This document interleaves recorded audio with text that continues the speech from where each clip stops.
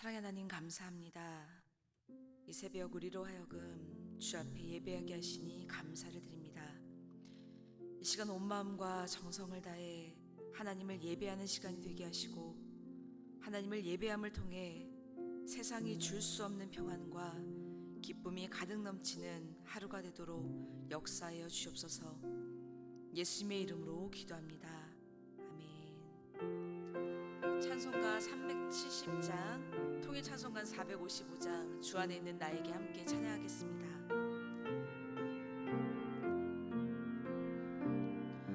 주 안에 있는 나에게 난 근심이 있으랴. 십자가 밑에 나아가 내 짐을 풀었네. 주님을 찬송하면서 할렐루야 할렐루야. 내 앞길 멀고 험해도 나 주님만 따라가리. 그 두려움이 변하여 내 기도 되었고, 전날의 안심 변하여 내 노래 되었네. 주님을 찬송하면서 할렐루야 할렐루야. 내 앞길 멀고 험해도 나 주님만 따라가리. 내 주는 자비하셔서 늘 함께 계시고, 내 궁핍함을 아시고 늘 채워주시네. 주님을 찬송하면서 할렐루야 할렐루야. 내 앞길 멀고 험해도 나 주님만 따라가리. 내 주와 맺은 언약은 영불변하시니, 그 나라 가기까지는 늘 보호하시네. 주님을 찬송하면서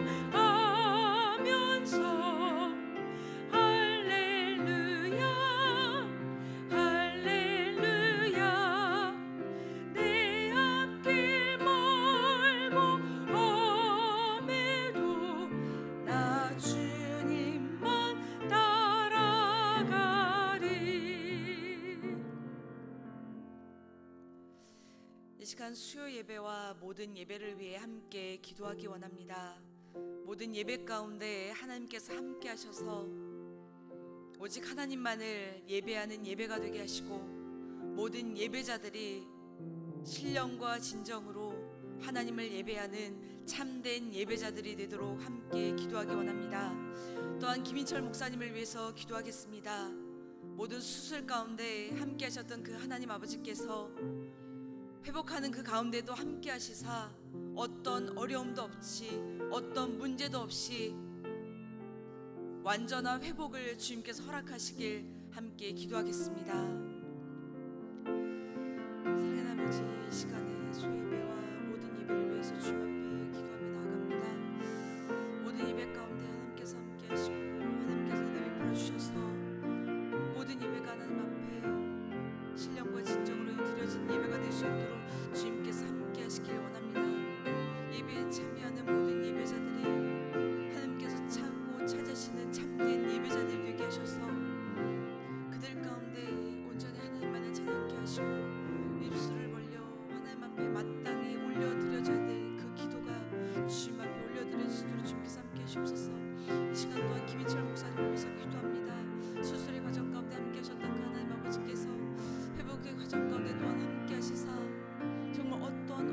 없이 완전한 회복이 이루어질 수 있도록 주님께서 함께 하시기 원합니다.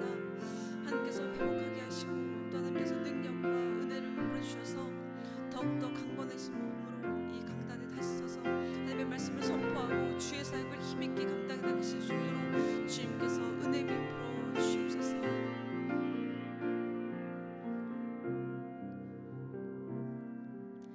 사랑의 하나님 아버지, 오늘 드려지는 수요 예배와 모든 예배를 위해서 주님 앞에 기도합니다. 하나님 아버지, 모든 예배가 하나님 앞에 산 제사로 드려진 예배가 될 수 있도록 하나님 함께 해 주옵소서. 하나님의 은혜가 충만한 예배가 되게 하시고 예배하는 모든 자들이 하나님께서 찾고 찾으시는 예배자가 되어서 신령과 진정으로 하나님을 예배하는 모든 예배자가 될 수 있도록 하나님 인도해 주옵소서. 또한 이 강단을 통하여서 선포되어지는 모든 말씀들이 하나님의 말씀으로 우리 가운데 들려지게 하시고 듣기만 하는 말씀이 아니라 우리의 삶 가운데 한 말씀 한 말씀 적용할 수 있는 귀한 복된 말씀이 될 수 있도록 하나님 함께해 주옵소서. 이 시간 김인철 목사님을 위해서 기도합니다. 수술의 모든 과정 가운데 함께 하셨던 그 하나님 아버지께서 회복의 과정 가운데도 함께 하시길 원합니다. 어떠한 어려움도 없이 완전하게 완벽하게 회복하실 수 있도록 하나님 역사하여 주옵소서. 더욱더 힘있게 이 강단에서 하나님의 말씀을 선포하게 하시고 더욱더 능력 가운데 하나님의 사역들을 감당해 나갈 수 있도록 하나님 역사하여 주옵소서. 이 모든 기도 가운데 주님께서 응답하실 줄 믿사오며 예수님의 이름으로 감사하며 기도합나이다. 아멘. 하나님께서 오늘 우리에게 주신 말씀은 빌립보서 1장 1절에서 11절까지의 말씀입니다. 그리스도 예수의 종 바울과 디모데는 그리스도 예수 안에서 빌립보에 사는 모든 성도와 또한 감독들과 집사들에게 편지하노니 하나님 우리 아버지와 주 예수 그리스도로부터 은혜와 평강이 너희에게 있을지어다. 내가 너희를 생각할 때마다 나의 하나님께 감사하며 간구할 때마다 너희 무리를 위하여 기쁨으로 항상 간구함은 너희가 첫날부터 이제까지 복음을 위한 일에 참여하고 있기 때문이라. 너희 안에서 착한 일을 시작하신 이가 그리스도 예수의 날까지 이루실 줄을 우리는 확신하노라. 내가 너희 무리를 위하여 이와 같이 생각하는 것이 마땅하니 이는 너희가 내 마음에 있음이며 나의 매임과 복음을 변명함과 확정함에 너희가 다 나와 함께 은혜에 참여한 자가 됨이라.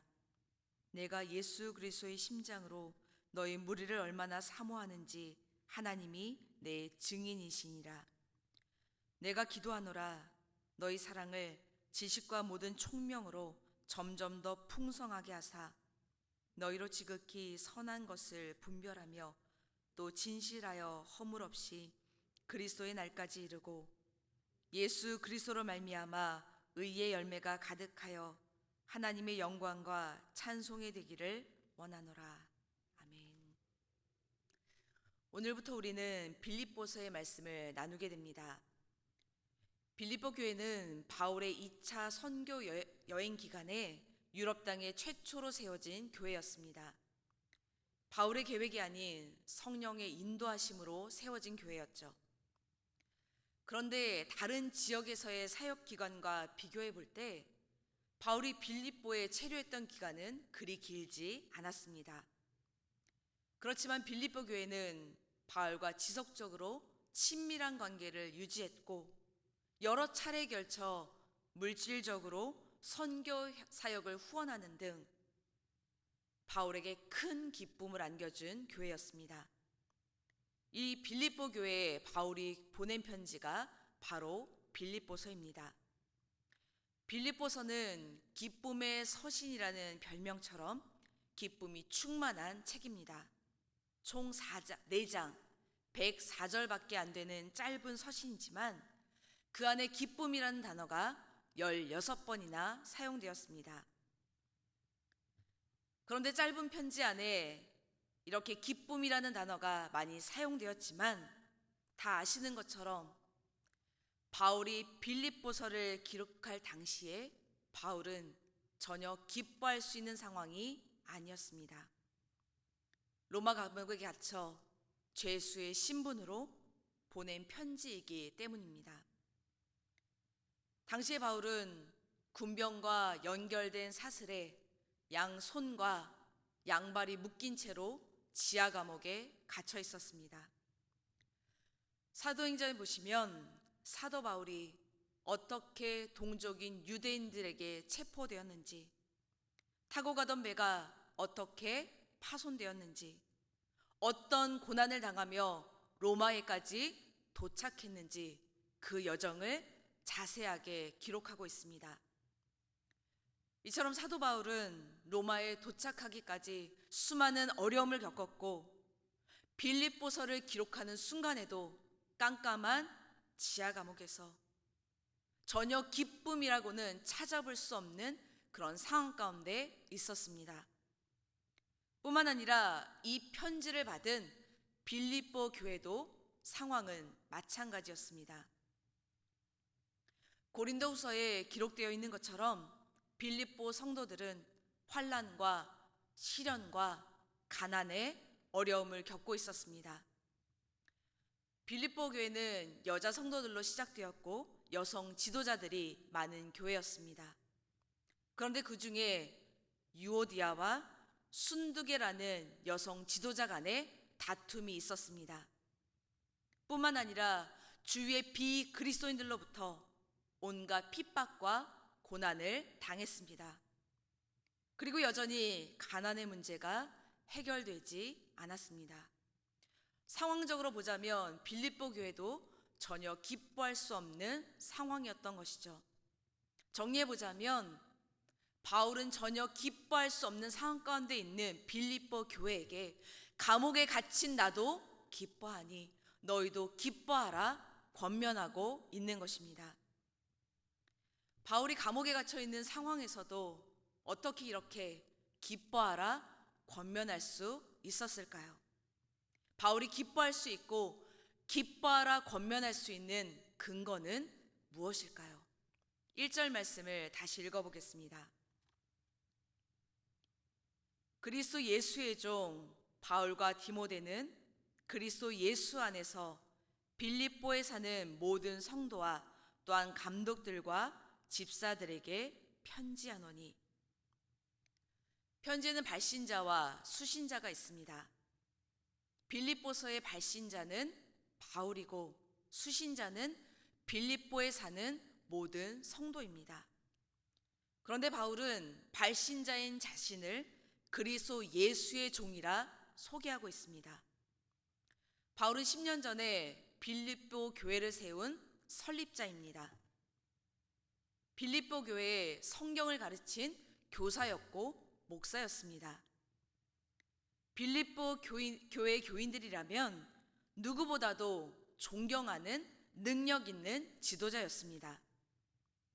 빌립보 교회가 가난한 중에도 여러 차례 물질적으로 후원할 정도로 사랑받는 지도자였습니다.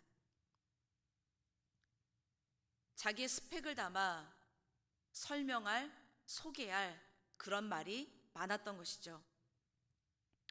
그럼에도 불구하고 바울은 어떠한 스펙도 붙이지 않고 자신을 그리스도 예수의 종이라 소개하고 있습니다.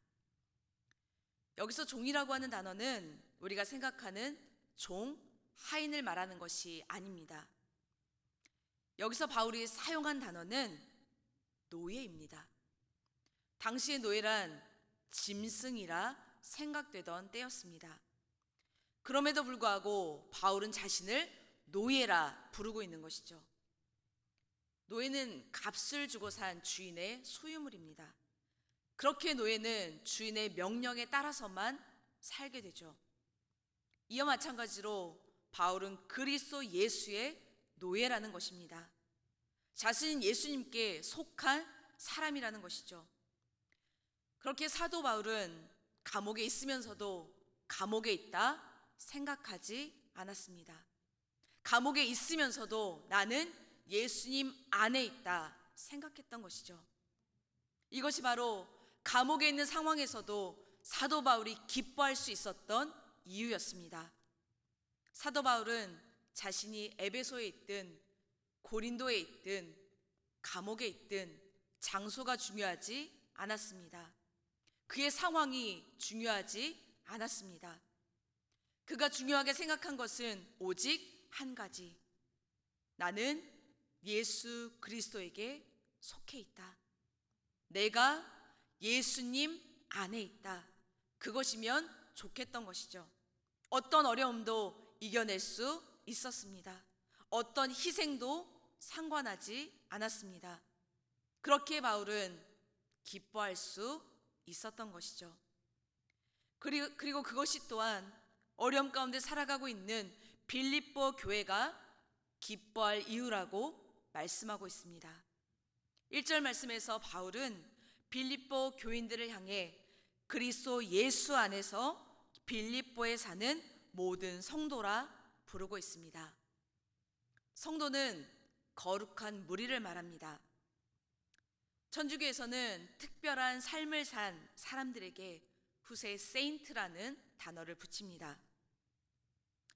그래서 일반 평신도와는 구분해서 말하게 되죠. 그런데 바울은 성도라는 말을 빌립보에 사는 모든 그리스도인들에게 적용해서 말하고 있습니다.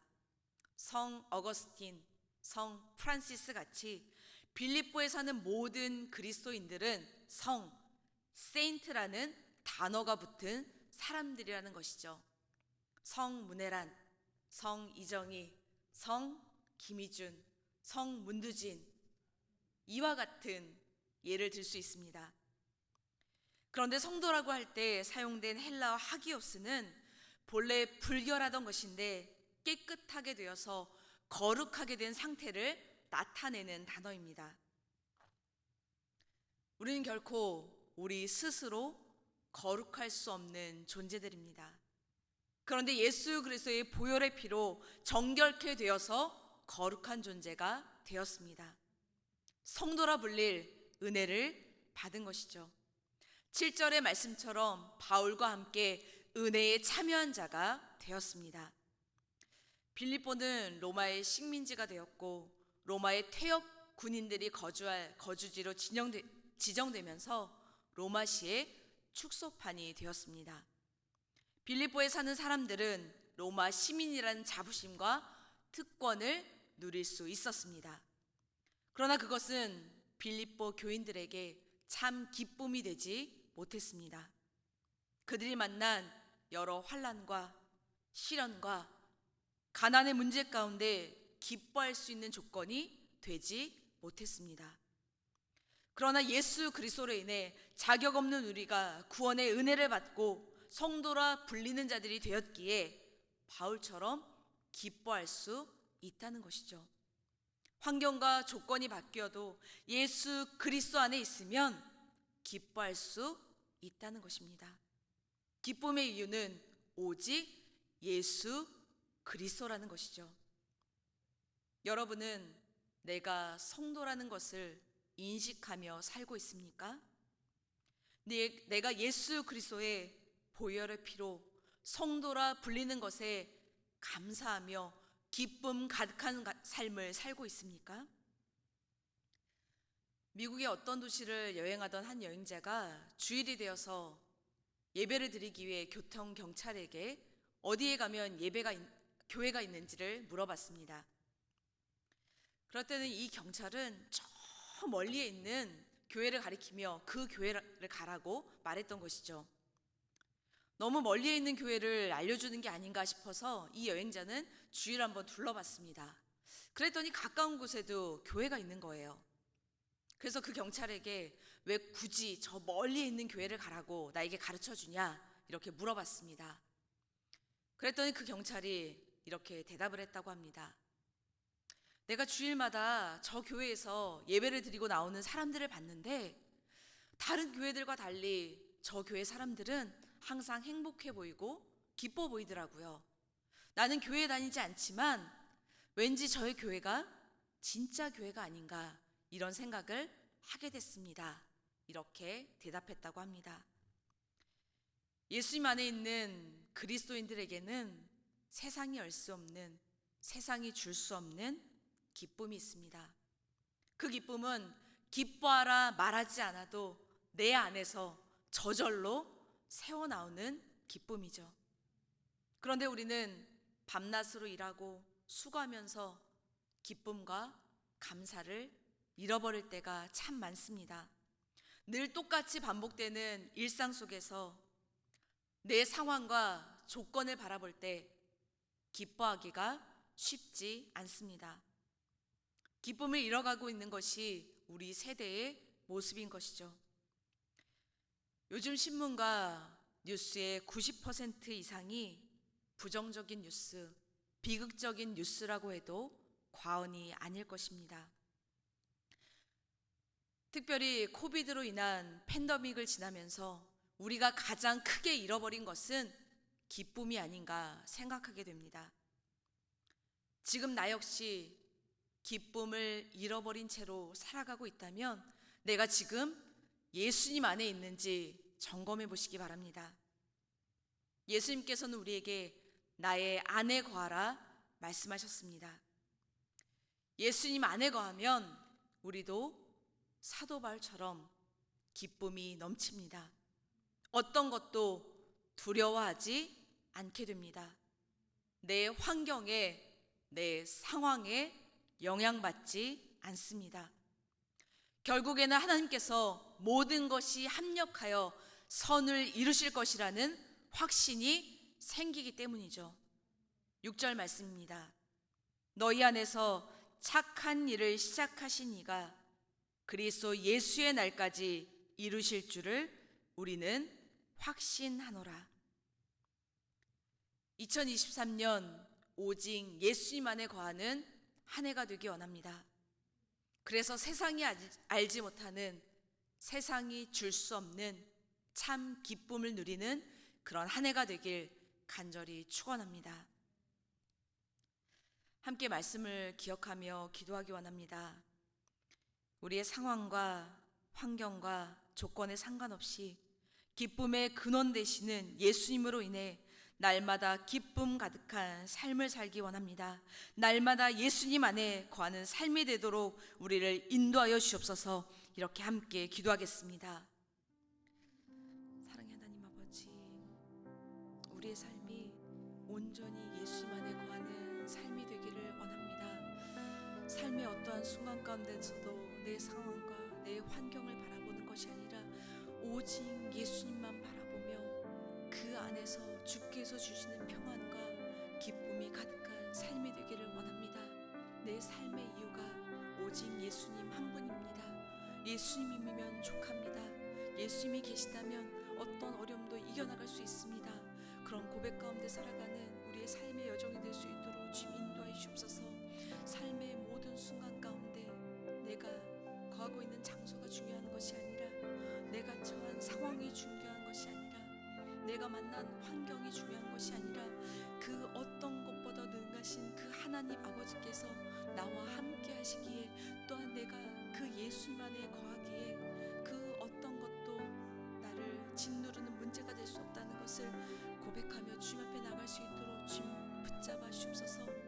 모든 문제보다도 능하신 하나님 아버지께서 나와 함께 하시기에 모든 것들을 합력하여 선을 이루실 하나님 아버지께서 나의 아버지가 되시기에 그 하나님으로 인하여서 모든 것들을 능히 이겨나갈 수 있는 나의 삶의 여정이 될 수 있도록 주님 인도하여 주옵소서. 사랑의 하나님 감사합니다. 자격 없는 우리들을 예수 그리스도의 보혈의 피로 말미암아 거룩한 자 성도라 일컬어 주시니 감사합니다. 날마다 예수님 안에 거함으로 우리의 삶에 세상이 줄 수 없고 알 수도 없는 기쁨이 넘치게 해주시옵소서. 이 시간 스스로 회복 가운데 계신 김인철 목사님을 위해 기도합니다. 여호와 라파의 하나님께서 목사님의 수술 부위를 어루만져 주셔서 통증이 사라지게 하시고 감염에 문제없게 빨리 회복될 수 있도록 역사하여 주시옵소서. 오늘도 육신의 연약함과 마음의 고통, 환경의 어려움 가운데 하루를 시작하신 성도들과 함께 하셔서 모든 문제보다 능하신 예수님으로 인해 감사와 기쁨과 평안이 가득한 하루가 되도록 주님 인도하여 주시옵소서. 이제는 우리 주 예수 그리스도의 은혜와 하나님 아버지의 무한하신 사랑과 성령의 감화감동 역사하심이 날마다 예수님 안에 거함으로 주님께서 주시는 참 기쁨 가운데 거하며 인생을 살아가기 원하는 모든 성도님들과 그들의 가정과 우리 교회 위에 이제로부터 영원히 함께 하시기를 간절히 축원하옵나이다.